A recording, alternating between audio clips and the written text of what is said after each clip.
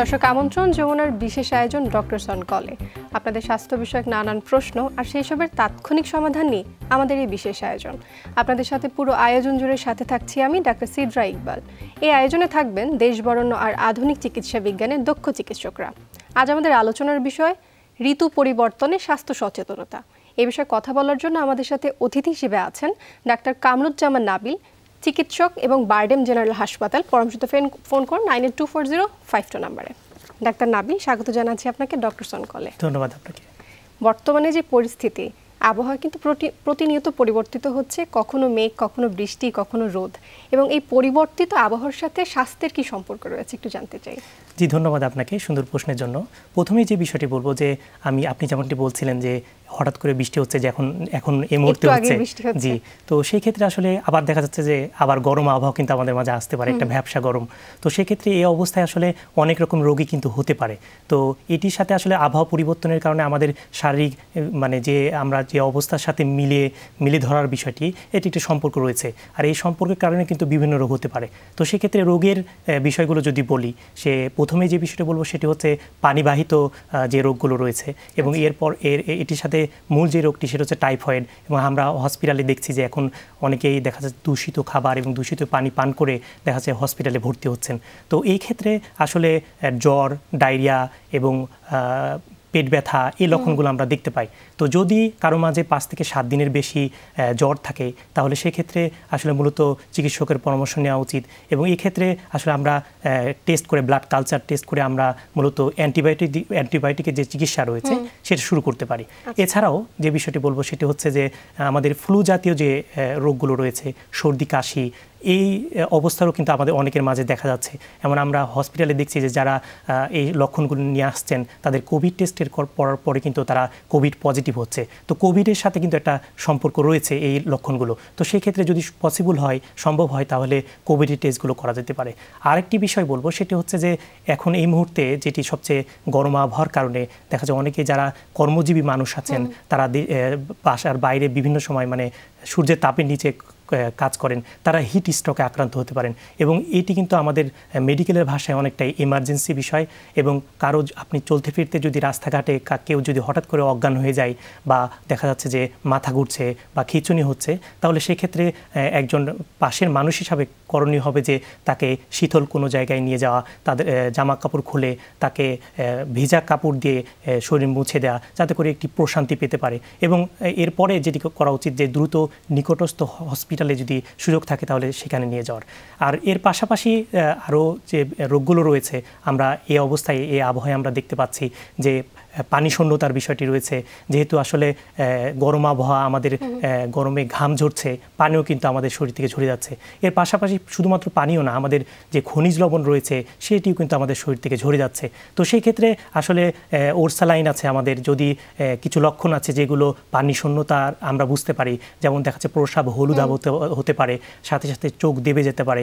এই লক্ষণগুলো যদি আমরা দেখি, তাহলে আসলে আমরা বলতে পারি যে হয়তোবা পানি শূন্যতা বা তৃষ্ণা, আমাদের যদি বেশি তৃষ্ণা লাগে, তো সেক্ষেত্রে পরিমিত পানি পান করার বিষয়টা আমরা দেখতে পাই।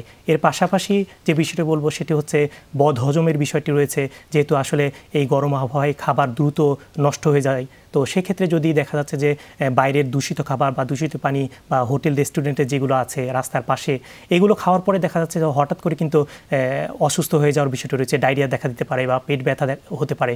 তো সেই ক্ষেত্রে আসলে এই অবস্থায় যদি 48 ঘন্টার মাঝে এই লক্ষণগুলো দেখা দেয়, তাহলে সেক্ষেত্রে ধরে নেওয়া যেতে পারে যে ফুড পয়জনিং হয়েছে কিনা। তো এই অবস্থায় আসলে 48 ঘন্টা বা 2-1 দিনের মাঝে এটা ভালো হয়ে যেতে পারে, কিন্তু যদি ভালো না হয় তাহলে অবশ্যই নিকটস্থ চিকিৎসকের পরামর্শ নেওয়া উচিত।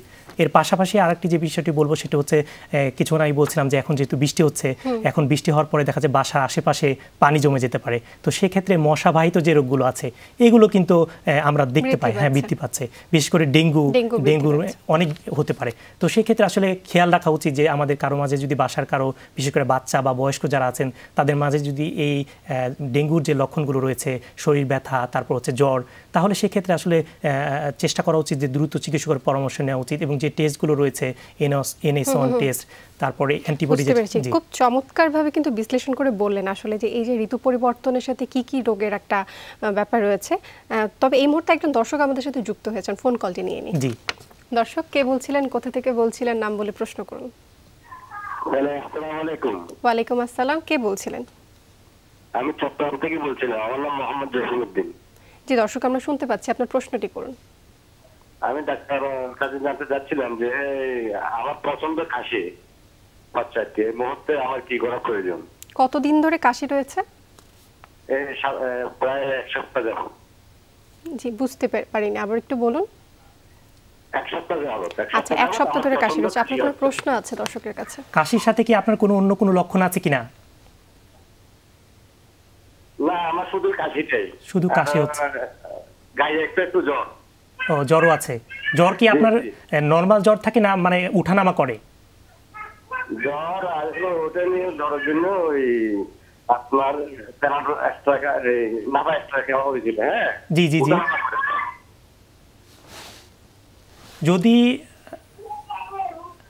যদি আপনার জ্বর এরকম হয় যে আপনার উঠানামা করছে, তারপর 7 দিনের বেশি জ্বর হচ্ছে, তাহলে আমার মনে হয় যে আপনার কিছু টেস্ট করা উচিত। তো সেক্ষেত্রে আসলে ভালো হয় যে নিকটস্থ কোনো চিকিৎসকের, মেডিসিন বিশেষজ্ঞ বা, যেহেতু এক সপ্তাহ ধরে কাশি রয়েছে এবং তার সাথে জ্বর রয়েছে, এই বিষয়টার সাথে অবশ্যই যে কিছু পরীক্ষা নিরীক্ষা করা দরকার। কি কি পরীক্ষা করলে ভালো হয়? যেমন আপনার ব্লাড টেস্টটা করা যেতে পারে। ব্লাড টেস্টের মাধ্যমে আমরা দেখতে পাই যে প্লাটলেট কতটুকু আছে। সেক্ষেত্রে ডেঙ্গুর যে বিষয়টি বলছিলাম কিছুক্ষণ আগে, এটিও হতে পারে। সাথে সাথে দেখা যাচ্ছে ইউরিন টেস্ট করা যেতে পারে, ইউরিনে কোনো ইনফেকশন হলো কিনা। তো এইরকম মূলত মূল যে টেস্টগুলো রয়েছে মেডিকেলের, সেই টেস্টগুলো করা যেতে পারে। এই টেস্টগুলো করলে আসলে তিনি জানতে পারবেন বা বুঝতে পারবেন এটি সাধারণ কাশি নাকি অন্য কোনো লক্ষণ রয়েছে। খুব সুন্দর করে, খুব চমৎকার করে দর্শককে উত্তরটি দিলেন। আমরা এই বিষয় নিয়ে আরও আলোচনা করব একটি বিরতির পরে। দর্শক, ডক্টরস অন কল অনুষ্ঠানে নিচ্ছে ছোট্ট একটি বিরতি, সাথেই থাকুন।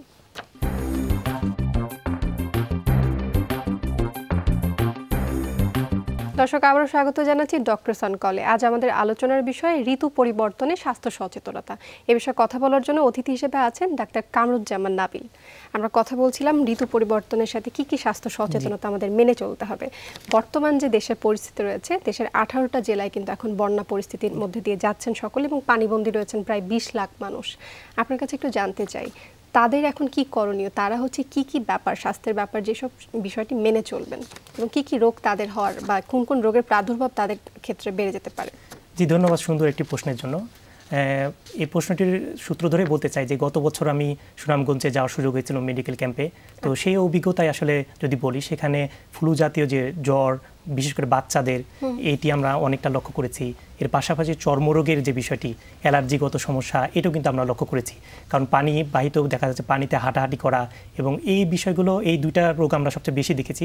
সাথে সাথে জটিল কিছু রোগ আমরা দেখেছি যেগুলো দেখা যাচ্ছে যে পানিবন্দী হওয়ার কারণে দীর্ঘ সময় ধরে চিকিৎসকের পরামর্শ না নেওয়া বা বাসাগুলো, নিজেদের বাসস্থান, কিন্তু সেখানে তো পরিস্থিতি নেই, চিকিৎসকের শরণাপন্ন হওয়ার পরিস্থিতিতে অনেকেই নেই। সেক্ষেত্রে তারা কি করবে? কারণ সেক্ষেত্রে আসলে মূলত চেষ্টা করা উচিত যে নর্মালি যে প্যারাসিটামল, অ্যান্টিহিস্টামিন যেগুলো রয়েছে সেগুলো সাথে রাখা, যাতে করে এগুলো বলা যায় যে তাৎক্ষণিক একটা চিকিৎসার একটা ব্যবস্থা করা যায়।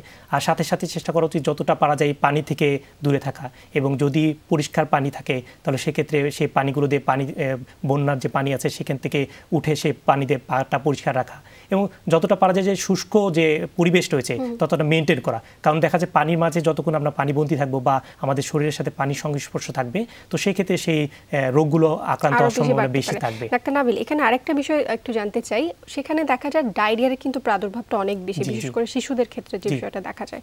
তখন আমরা কিন্তু ওটস্যালাইন জাতীয় খাবারটা খেতে বলি বা ওটস্যালাইন দিতে বলি। ওটস্যালাইনের নিয়মটা কি? ওটস্যালাইন একটা শিশুকে কিভাবে পান করানো উচিত? এই ক্ষেত্রে যে বিষয়টি বলবো যে এখানে ওটস্যালাইনের নর্মাল যে আমরা বাজারে কিনে পাই যে 500 যে প্যাকেটটা রয়েছে ওরসালাইন, তো সেই ক্ষেত্রে এটি আধা লিটার পানির মাঝে আমরা নর্মালি দিয়ে থাকি। তো সেই ক্ষেত্রে এটির সাথে সাথে আমরা যেটা দেখি সেটি হচ্ছে যে এটি 12 ঘন্টার বেশি সময় রাখা যাবে না, 12 ঘন্টার মাঝে করতে হবে। আর এটি হচ্ছে মূলত বয়স ভেদে পার্থক্য রয়েছে যে কত বয়স হলে, তো এটি আসলে চেষ্টা করা উচিত যে আপনার যদি সুযোগ থাকে সেখানেও কিন্তু ওরসালাইনের যে প্যাকেটটি রয়েছে সেখানে কিন্তু লেখা থাকে। আর এর পাশাপাশি যদি ওরসালাইন না কেনার মানে সামর্থ্য না থাকে বা অবস্থা না থাকে, তাহলে সেক্ষেত্রে আমরা বাসায় বসেও কিন্তু ওরসালাইন তৈরি করতে পারি। যেমন হচ্ছে চিনি 6 চামচ চিনি এবং 6 চামচ চিনি এবং লবণ দিয়ে আমরা এটি স্যালাইন তৈরি করতে পারি এবং এটিও কিন্তু স্যালাইনের কাজ, মানে আমাদের শরীরের যে ঘাটতি, বিশেষ করে ডায়রিয়া হলে যেহেতু আমাদের পায়খানা রাস্তা দিয়ে আমাদের যে পানি শূন্যতা দেখা দেয়, তো সেই ক্ষেত্রে খনিজ লবণ এবং বলা যায় যে পানি যে শূন্যতা রয়েছে এটি দেওয়ার সামঞ্জস্যতা সেটা করবে। কিন্তু ওট স্যালাইনের ব্যাপারে যখন বললেন যে আধা লিটার পানি অর্থাৎ হচ্ছে 500 মিলিগ্রাম পানির সাথে হচ্ছে ওট স্যালাইনটা আমাদের মিক্সড করে তারপর তৈরি করতে হবে, যদি আমি এর বেশি বা কম পানি দিয়ে থাকি সেই ক্ষেত্রে কি হতে পারে? এই ক্ষেত্রে আসলে মূলত যে নিয়ম আছে আমাদের শরীরে যেমন ইলেকট্রোলাইট ইমব্যালেন্স যে একটা বিষয় রয়েছে, অর্থাৎ খনিজ লবণের যে একটা ঘাটতি রয়েছে, নর্মালভাবে কিন্তু আমরা নর্মালি গরমের সময় অনেকের সময় দেখা যাচ্ছে যে ওট স্যালাইন খেয়ে থাকি। তো নর্মালি ডাক্তারি ভাষায় আমার কাছে মনে হয় যে এটি যে কোনো সময় না খাওয়াই বেটার, কারণ এই ক্ষেত্রে দেখা যাচ্ছে আমাদের খনিজ লবণের যে একটা তারতম্য ঘটতে পারে। তো সেই ক্ষেত্রে বেটার হয় যে আপনি যদি লক্ষণগুলো থাকে, পানি শূন্যতা যদি লক্ষণ থাকে বা আপনার ডায়রিয়া হচ্ছে নিয়মিত, তাহলে সেক্ষেত্রে আপনি নিজেকে একটা বুঝতে পারবেন যে আসলে আমার পানি শূন্যতা হচ্ছে, আমার স্যালাইন খাওয়ার দরকার আছে। তো সেই ক্ষেত্রে এই বিষয়টি খেয়াল রাখা উচিত যে আমরা যেন অধিকতর কোনো কিছু না খাই যাতে করে একটি খারাপ অবস্থা তৈরি হয়। আচ্ছা, প্রতিদিন কয়টা বা কয় প্যাকেট ওট স্যালাইন একজন প্রাপ্তবয়স্ক মানুষ খেতে পারবেন? এটা হচ্ছে মূলত যেটা বলছিলাম যে 500 যে মিলিগ্রামে যে আছে, যে ওইটা আসলে মূলত 12 ঘন্টা রাখতে পারা যায়। তো সেই ক্ষেত্রে আপনি যতবার টয়লেট হবে, দেখা যাচ্ছে যে যদি একবার টয়লেট হয় আপনি একবার করে খেতে পারেন। এভাবে 500 মিলিগ্রাম ওট স্যালাইন এক গ্লাস খেতে পারেন, যে এক গ্লাস খেতে পারেন। তাহলে প্রতিদিন একদিনে আমি কয় গ্লাস ওট স্যালাইন খেতে পারবো? এটা আপনার হচ্ছে যদি 4 গ্লাস ঠিক আছে, খুব সুন্দর করে বললেন। এবার একটু জানতে চাই রোগ প্রতিরোধ ক্ষমতা বাড়ানোর জন্য আমি কি করতে পারি?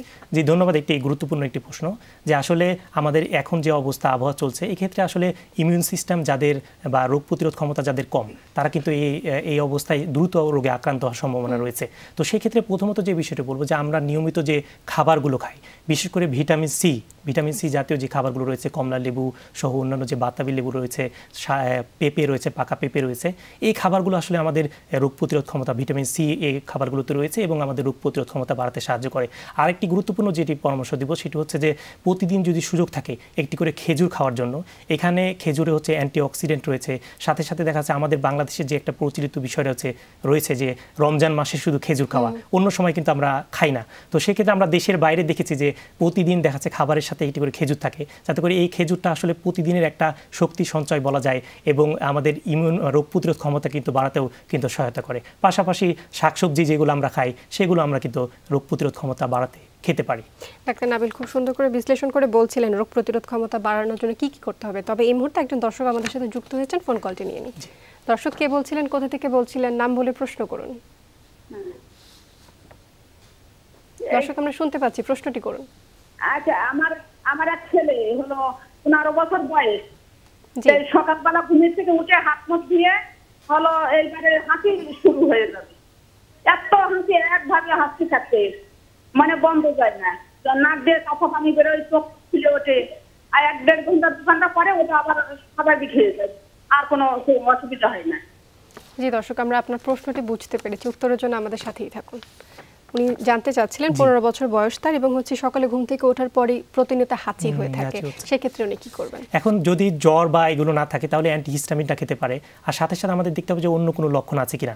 যদি এটি আমাদের প্রথম আগের যে দর্শক প্রশ্ন করেছিলেন, যদি এটি কন্টিনিউ করে, দেখা যাচ্ছে 1 দিন বা 2 দিনের মাঝে যদি ভালো হয়ে যায়, বা দেখা যাচ্ছে গড়গড়া করা, গরম কুসুম পানি দিয়ে গড়গড়া করা, সাথে সাথে যে ভিটামিন সি বা আদা চা, এগুলো কিন্তু অনেকটাই এই কাশি বা এগুলোতে আমাদেরকে প্রশান্তি দিয়ে থাকে। তো সেক্ষেত্রে যদি এই অবস্থাটা কন্টিনিউ করে, তাহলে আমার মনে হয় যে সরাসরি ডক্টরের কাছে গেলে দেখা যাচ্ছে যে অন্য কোনো লক্ষণ আছে কিনা সেগুলো আলোচনা সাপেক্ষে চিকিৎসা নিলে আমার মনে হয় ভালো হয়। কিছু বিষয় যে ডাস্ট অ্যালার্জি থাকতে পারে, অনেকের কিন্তু ধুলাবালি থেকে অ্যালার্জি থাকতে পারে, বা বালিশের সাথে যখন হচ্ছে বালিশ বা যে চাদরে ঘুমানো হয় সেখানে যদি কোনো রকম ধুলো কণা থাকে, তখনও কিন্তু এই অ্যালার্জেনটা হচ্ছে নাকে ঢুকে প্রতিনিয়ত হাঁচির কারণ হতে পারে। আমরা এই বিষয়ে আরো আলোচনা করব একটি বিরতির পরে।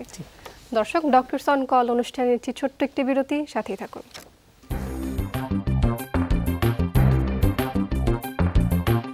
দর্শক আবারও স্বাগত ডক্টরস অন কলে। আমরা আলোচনা করছি ঋতু পরিবর্তনে স্বাস্থ্য সচেতনতা, এবং এ বিষয়ে কথা বলার জন্য আমাদের সাথে আছেন ডাক্তার কামরুজ্জামান নাবিল। আমরা কথা বলছিলাম ঋতু পরিবর্তনে স্বাস্থ্য সচেতনতা নিয়ে। তার আগে একজন দর্শক আমাদেরকে কল করেছিলেন এবং তিনি বলছিলেন যে 15 বছর বয়স তার ছেলের, এবং প্রতিনিয়ত হচ্ছে সকালে হাঁচি হয়। জি, এই বিষয়ে একটু জানতে চাই, হাঁচি হওয়ার কারণটা কি এবং উনি এই মুহূর্তে কি করতে পারেন? ধন্যবাদ দর্শককে যে প্রশ্নটি করেছেন। এই আবহাওয়ায় আসলে প্রথম দর্শকও কিন্তু এমনই প্রশ্ন করেছিলেন যে জ্বর এবং কাশি হাঁচির বিষয়টি। তো সেই ক্ষেত্রে আসলে মূলত আমরা যেটা চেষ্টা করতে পারি সেটা হচ্ছে বাসা পরিষ্কার কিনা, এটি কিন্তু খুবই গুরুত্বপূর্ণ। দেখা যাচ্ছে বাসায় দেখা যাচ্ছে কোনো রুম পরিষ্কার করলে অনেক সময় দেখা যাচ্ছে যে হঠাৎ করেই সে হাঁচির সৃষ্টি হতে পারে। সাথে সাথে যেটি এরকম হতে পারে কারো কারো অ্যালার্জি থাকতে পারে, অ্যালার্জি যদি কোনো কিছু বিষয় থাকে তাহলে সেক্ষেত্রে সে অ্যালার্জি বিষয়গুলোর সাথে যাতে করে অ্যাভয়েড করা যায়। এবং রুম পরিষ্কার ক্ষেত্রেও দেখা যাচ্ছে মাস্ক পরা যেতে পারে। এবং বাইরের আবহাওয়া কিন্তু আমাদের ঢাকা সহ অনেক শহরে কিন্তু প্রায় সময় দূষিত আবহাওয়া থাকে, সেক্ষেত্রে বাইরে গেলে সেই আবহাওয়ায় মাস্ক পরা এটি কিন্তু খুবই গুরুত্বপূর্ণ। শুধুমাত্র করোনার সময় আমরা মাস্ক পরেছি, কিন্তু এখনও আমার কাছে মনে হয় যে বাংলাদেশের পরিবেশের হিসেবে আসলে মাস্ক পরা উচিত। করোনা আমাদের একটা অভ্যাস অবশ্যই ঠিক করে গেছে, সেটা হচ্ছে মাস্ক পরা। তার আগে কিন্তু আমরা মাস্ক পরার বিষয় একেবারেই জানতাম না। এবার একটু চলে আসি, যেহেতু হাঁচি কাশির কথা চলে আসছে, এবার একটু হাঁপানি রোগীদের কাছে চলে আসি। হাঁপানি যারা হাঁপানি রোগে আক্রান্ত আছেন তাদের বিষয়ে একটু জানতে চাই, এই ধরনের পরিবর্তিত আবহাওয়ার সাথে তাদের কি কি স্বাস্থ্য সচেতনতা মেনে চলতে হবে? জি, ধন্যবাদ এই প্রশ্নের জন্য। আসলে এই মুহূর্তে যারা যেমনটি প্রথমে বলছিলাম যে যারা জটিল রোগে আক্রান্ত আছেন তাদের এই আবহাওয়া একটু কঠিন হয়ে যায়, বা বলা যায় যে দ্রুত বিভিন্ন রোগে আক্রান্ত হতে পারেন। এবং অ্যাজমা যে হাঁপানির যে বিষয়টি রয়েছে সেটিও কিন্তু তারা খুবই দ্রুত খারাপের অবস্থার দিকে যেতে পারে। তো যদি অ্যাজমা রোগী হন তাহলে সেই যে ওষুধগুলো রয়েছে যেগুলো নিয়মিত খান সেগুলো নিয়মিত খেতে হবে। সাথে সাথে কিছুক্ষণ আগে যে বিষয়টি বলছিলাম যে আসলে মূলত যে বিষয়গুলো নিয়ে আপনার অ্যালার্জি আছে, তো সেই অ্যালার্জির বিষয়গুলো অ্যাভয়েড করা যায় কিভাবে, এবং বাইরে বের হলে অবশ্যই মাস্ক পরা। এবং এটি আসলে মূলত মাস্ক না পরলে দেখা যাচ্ছে আপনার যে অ্যাজমা আছে যে কোনো মুহূর্তে কিন্তু খারাপ অবস্থা তৈরি হতে পারে। আর যদি কোনো অবস্থায় দেখা যাচ্ছে যে শ্বাসকষ্ট বেশি হচ্ছে, আপনার স্বাভাবিক যে কাজগুলো করেন সেগুলো ব্যাঘাত ঘটছে, তাহলে সেক্ষেত্রে অবশ্যই আমার কাছে মনে হয় যে নিকটস্থ চিকিৎসকের পরামর্শ নিয়ে যে ট্রিটমেন্টগুলো নিচ্ছেন সেই ওষুধগুলো চেঞ্জ করে নেওয়া, বা কথা বলা যে এই অবস্থাটা খারাপের দিকে যাচ্ছে কিনা, বা আমি কোন অবস্থায় আছি। আচ্ছা, এবার আরেকজন যে রোগী যারা হচ্ছে এই সময় আক্রান্ত হওয়ার প্রবণতা বেশি থাকে তারা হচ্ছেন হাই প্রেশারের রোগী যারা থাকেন, তাদের ব্যাপারে একটু জানতে চাই, তারা হচ্ছে বিশেষ কি নিয়ম মেনে চলবেন? হাই প্রেশারের রোগী বিষয়টা হচ্ছে আমরা যেহেতু এখন গরম আবহাওয়া, বলা যায় যে একটা গরম আবহাওয়াতে প্রেশারের একটি সম্পর্ক রয়েছে। এবং এই ক্ষেত্রে আসলে প্রেশার যদি আমাদের বলা যায় যে বাইরে যারা বের হন, মানে বয়স্ক যারা হাই প্রেশারের রোগী আছেন তারা, তো সেই ক্ষেত্রে আমি মনে হয় যে আপনার যে ওষুধটা খাচ্ছেন নিয়মিত সেটি তো খাবেনই, সাথে সাথে দেখা যাচ্ছে যে সময় বিশেষ করে 11টা থেকে 4টা পর্যন্ত বা 3টা পর্যন্ত যে আবহাওয়ার একটা তীব্রতা থাকে, মানে সূর্যের যে তীব্রতা থাকে, সেই সময় চেষ্টা করা উচিত যে আসলে বাসায় থাকা, বা দেখা যাচ্ছে যে ছায়ার মাঝে থাকা, বা এইসব অবস্থায় যদি কখনো বেরো হতে হয় তাহলে ছাতা বা দেখা যাচ্ছে অন্য যে সানগ্লাস, যাতে করে শরীরে এই গরমের যে তাপদাহ যেটি চলছে বা সেটির প্রভাব যেন না পড়ে, এটি করা যেতে পারে। সানগ্লাসের ব্যাপারে কিন্তু আমরা অনেকেই জানি না, সানগ্লাস আসলে আমাদের রোদ থেকে আমাদের চোখটাকে প্রোটেকশন করে, এবং এইটা চোখটা প্রোটেক্টেড হওয়ার কারণে কিন্তু আমাদের যে স্নায়ু চাপ সেটাও কিন্তু কমে। এবার আমার একটা ব্যক্তিগত প্রশ্ন আছে, সেটা হচ্ছে ঠান্ডা পানি নিয়ে। এই গরমকালে দেখা যায় বাসায় ফিরে এসেই কিন্তু ফ্রিজ খুলে আমরা ঠান্ডা পানি খেয়ে থাকি, এবং ঠান্ডা পানি খাওয়া মাত্রই দেখা যায় হয়তো তাৎক্ষণিক ভালো লাগলেও পরবর্তীতে কিন্তু একটু খারাপ ফিল হয়। এই বিষয়ে একটু জানতে চাই, আসলে সাথে সাথে ঠান্ডা পানি খাওয়াটা উচিত কিনা? আসলে এই বিষয়টি আসলে আমরা সবাই করে থাকি অনেক ক্ষেত্রে কিছুটা প্রশান্তি পাওয়ার জন্য। সেক্ষেত্রে যে বিষয়টি বলবো যে ঠান্ডা পানি খাওয়ার ফলে যেটি হয় সেটা হচ্ছে আমরা যখন বাইরের একটা গরম আবহাওয়া থেকে আসি তারপর বাসায় ফেরার পরে দেখা যাচ্ছে কিছুটা প্রশান্তির জন্য আমরা হঠাৎ করে ঠান্ডা পানি ফ্রিজ থেকে খাওয়ার কারণে দেখা যাচ্ছে আমাদের যে মিউকাস রয়েছে সেটি কিন্তু বেশি সিক্রেট হয়, এবং এই সিক্রেট হওয়ার ফলে যেটি হয় সেটা হচ্ছে আমাদের কাশি হতে পারে, তারপর হচ্ছে নাকে পানি ঝরতে পারে। এর পাশাপাশি দেখা যায় আমাদের সে শ্বাসনালী রয়েছে, সে শ্বাসনালীটা হচ্ছে সংকুচিত হয়ে যেতে পারে, এবং এই সংকুচিত হওয়ার ফলে দেখা যাচ্ছে যে শ্বাসকষ্ট হতে পারে। আর বিশেষ করে যারা শ্বাসতন্ত্রের যারা রোগে আক্রান্ত, যেমন অ্যাজমা, সিওপিডি যেগুলো রয়েছে জটিল রোগ, সেইগুলো তাদের জন্য কিন্তু এটা খুবই মারাত্মক আকার ধারণ করতে পারে। এর পাশাপাশি যেটি বলবো সেটা হচ্ছে যে আমাদের এই অবস্থায় গলা ব্যথা হতে পারে, এবং পুরোপুরি বলা যায় যে আপনার যখন বাইরে থেকে আসছেন সেক্ষেত্রে পরামর্শ দিব যে বাসায় ফিরে দেখা যাচ্ছে কিছুটা বিশ্রাম নিলেন, ফ্যানের নিচে বসলেন, কিছুটা ঘাম শুকানোর পরে তারপর দেখা যাচ্ছে ঠান্ডা পানি খেলেন, কিন্তু ঠান্ডা পানির সাথে কিছুটা গরম মানে স্বাভাবিক যে পানি সেটা মিক্স করে খেলেন। যেহেতু ঠান্ডা পানির কথা চলে আসছে, এবার একটু গরম নিয়ে কথা বলি, বা গরম চা নিয়ে একটু কথা বলি। একেবারে যখন হচ্ছে কি আমাদের দেশে যখন হচ্ছে 40 ডিগ্রির মতো আবহাওয়া ছিল, তখনই কিন্তু দেখা যেত যে চায়ের দোকানগুলোতে ভিড় কিন্তু কম ছিল না। একটু জানতে চাই এইরকম আবহাওয়াতে এরকম গরম চা প্রতিনিয়ত যারা খেতে অভ্যস্ত, এটা উচিত কিনা? এটা আসলে মূলত তার ব্যক্তিগত বিষয়ের উপর নির্ভর করে, আর স্বাস্থ্যের সাথে তো অবশ্যই সম্পর্কিত। এখন আমাদের যদি অভ্যাস হয়ে যায় চা খাওয়ার বিষয়টি তাহলে খেতে পারেন, তবে এখানে আমরা নর্মালিভাবে যেটা দেখি সেটা হচ্ছে যে যদি আমরা র চা খাই, যেটা আদা চা বা বা এটি আসলে এই অবস্থায় কিছুটা আমাদেরকে প্রশান্তি দেয় যদি ঠান্ডা লেগে থাকে, গলাকে কিছুটা বলা যায় আরাম দেয়। কিন্তু তার পাশাপাশি এটি আমরা নর্মালি চায় খাওয়ার কারণে যেটি হয় সেটি হচ্ছে আমাদের শরীরে যে পানি শূন্যতা থাকে সেটি হয়তো মনে হতে পারে যে আমাদের এটি চা খাওয়াটা আমাদের পানির শূন্যতা পূরণ করছে, কিন্তু আপাতত পক্ষে সেটি করে না। তো সেই ক্ষেত্রে আসলে মূলত যে মানে একটি ভেতরের একটি চাওয়া থাকতে পারে যে আমি মানে পানি শূন্যতা আমার শরীর বা তৃষ্ণা লাগছে, তো সেক্ষেত্রে চাটা খেলে বেশি দেখাচ্ছে পানি পিপাসাটা কম লাগে। তো সেক্ষেত্রে এই জন্য আমার কাছে মনে হয় আসলে চাটা বেশি না খেয়ে একটু লিমিট পর্যায়ে বা লিমিট রেখে তারপর চাটা খাওয়া যেতে পারে। আর সাথে চা খাওয়ার আগে দেখা যাচ্ছে পানি খাওয়া যেতে পারে, যাতে করে দেখা যাচ্ছে পানি শূন্যতাটা মেটানো যায় আমার কাছে মনে হয়। আচ্ছা, খুব সুন্দর করে বললেন আমাদেরকে আসলে চা এবং হচ্ছে ঠান্ডা পানির বিষয়গুলো নিয়ে, এবং তারই সাথে কিন্তু আমাদেরকে জানালেন কিভাবে হচ্ছে আসলে এই যে পরিবর্তিত আবহাওয়া রয়েছে এই সময় আমরা কিভাবে স্বাস্থ্য সচেতনতা মেনে চলবো। অসংখ্য ধন্যবাদ জানাচ্ছি আপনাকে ডক্টর সনকলে আমাদের সাথে যুক্ত হওয়ার জন্য। দর্শক শুনলেন, আজ আমরা কথা বললাম পরিবর্তিত আবহাওয়ার সাথে কি কি স্বাস্থ্য সচেতনতা মেনে চলতে হবে। আগামী পর্বে আবার আমরা কথা বলবো নতুন কোনো বিষয় নিয়ে, নতুন কোনো অতিথির সাথে। ততক্ষণ আমাদের সাথেই থাকুন, যমুনা টেলিভিশনের সাথেই থাকুন।